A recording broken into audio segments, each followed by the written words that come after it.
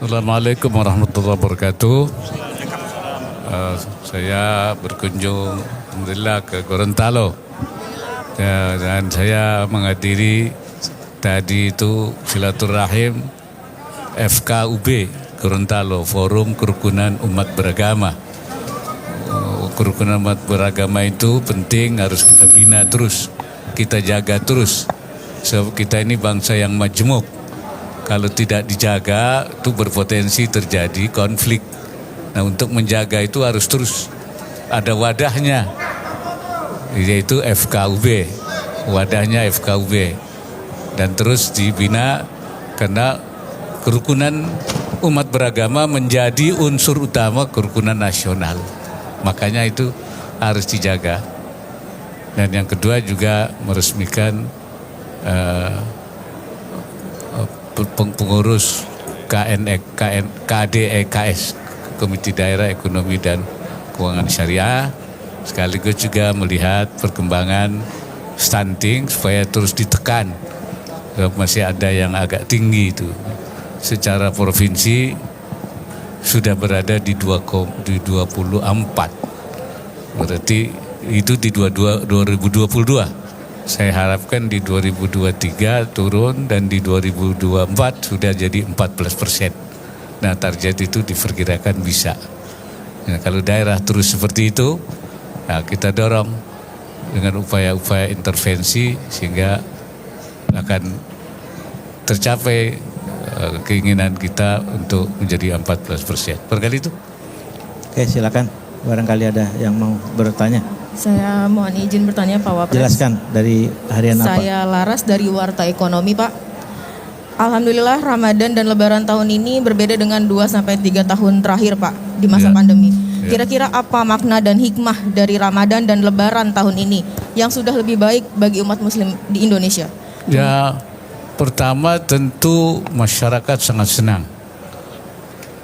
Karena sudah di 2 tahun lebih hampir 3 tahun itu tidak bisa mudik ya. Oleh karena itu kesempatan ini digunakan mudik. Karena itu diperkirakan lebih dari 100 juta orang. Ya, bahkan 130 juta itu mudik.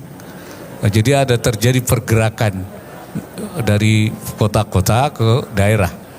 Nah, secara ekonomi kita harapkan itu ada dampak ekonominya, yaitu bergeraknya ekonomi di daerah. Mereka akan berbelanja di daerah, hidup di daerah. Itu akan menimbulkan yaitu peningkatan ekonomi daerah. Itu saya kira dampak.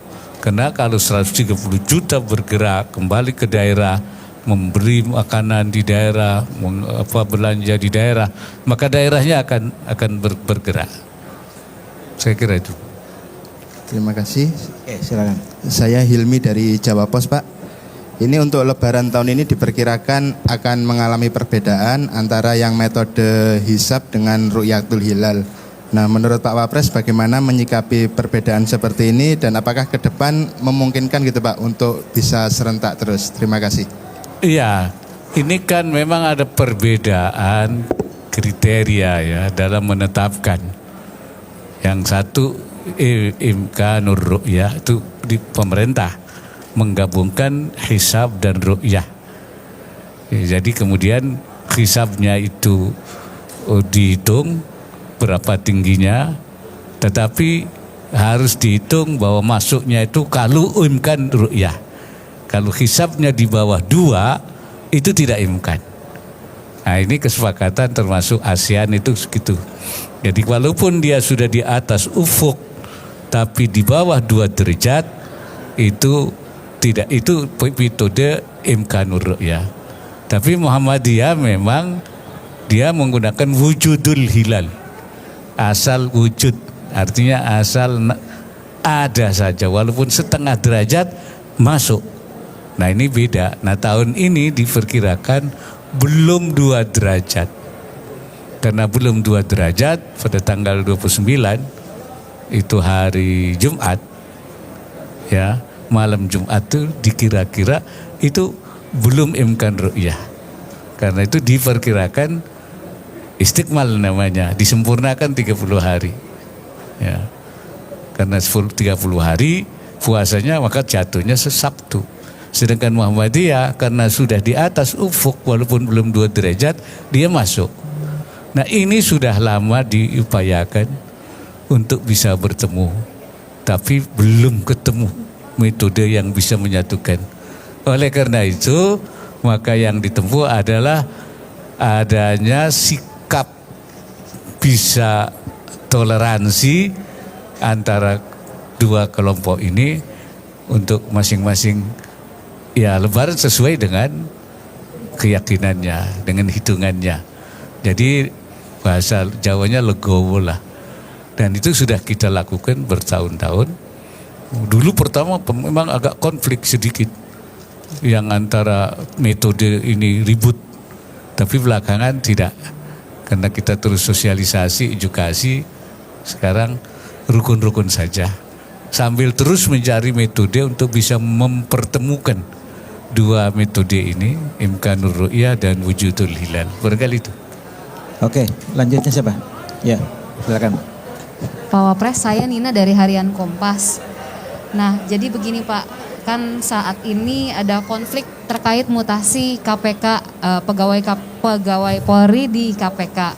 Dan akhirnya sejauh ini kan penyelidikan kasus-kasus korupsi akan beresiko terganggu gitu ya Pak. Nah, kalau menurut Pak Wapres seperti apa sih sebaiknya kedua institusi ini supaya harapannya supaya penyidikan korupsi tidak terganggu gitu Pak? Ya, sebaiknya membangun komunikasi, bertemu, duduk bersama, mencari solusi. Solusinya kembali kepada aturan saja. Jadi tidak ada sesuatu pihak yang maunya sendiri gitu. Ya, duduk bersama, bertemu, berunding, aturan yang benarnya seperti apa. Kembali aja ke aturan. Ya, back to aturan. Kalau itu sudah bisa disepakati, saya kira nggak ada masalah. Saya harap begitu. Ada saling pengertian dan kembali kepada landasan. Sudah ada landasannya kan, aturannya sudah ada.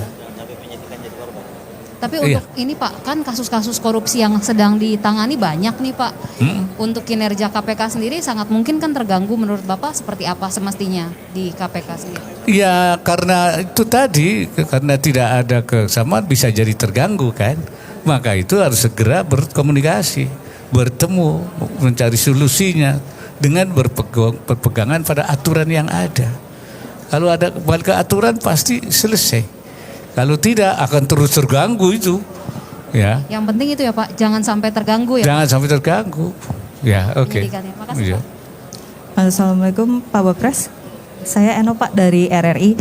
Pak, ini kan tanggal 9 sampai 11 Mei Indonesia akan menyelenggarakan KTT ASEAN ke-42, Indonesia sebagai chairman sebagai ketua ASEAN 2023 ini. Mungkin ada imbauan untuk pengamanan Pak, kemudian bagaimana imbauan untuk masyarakat turut menyukseskan event tersebut. Terima kasih. Ya, saya kira kita sudah punya pengalaman mengadakan KTT G20 dan itu juga pengamanannya ketat. Karena itu pengalaman itu saya kira harus dijadikan modal dalam rangka menghadapi KTT ASEAN. Dan kita harapkan bahwa pengalaman Indonesia di KTT 20 yang G20 yang sukses itu akan juga diulang. Ya, artinya oleh KTT ASEAN. ASEAN kan lebih kecil. Kalau G20 lebih besar. Itu banyak negara yang terlibat global. Hasilnya sangat memuaskan dan diakui oleh berbagai negara di dunia ya, tentang kesuksesan G20. Kita harap itu juga akan berulang. Juga nanti ASEAN juga akan mendapatkan hasil-hasil yang memuaskan. Dan kepada masyarakat ya kita himbau supaya ikut mendukung, ikut menjaga dan ikut mendorong, menguatkan sehingga KTT ini berhasil dengan baik. Oke, saya kira cukup. Dari? Oh, silakan. Ya Pak, tanggapan Bapak terkait program DMI membangun Gorontalo dari masjid Pak, kira-kira seperti apa? Dewan Masjid Apa itu? Indonesia Pak. Membangun Gorontalo dari masjid. dari masjid. Saya kira itu bagus sekali ya, karena memang kan masjid itu tempat pembinaan, tempat ibadah, tempat juga membangun masyarakat, kemudian juga menyebarkan kebaikan-kebaikan. Nah, jadi kalau dibangun dengan nilai-nilai kemasjidan dan masjid itu dibangun di atas dasar takwa, masjid itu kan usisa ala taqwa, dibangun di atas takwa, berarti membangun di atas dasar ketakwaan, yaitu menjalankan perintah Allah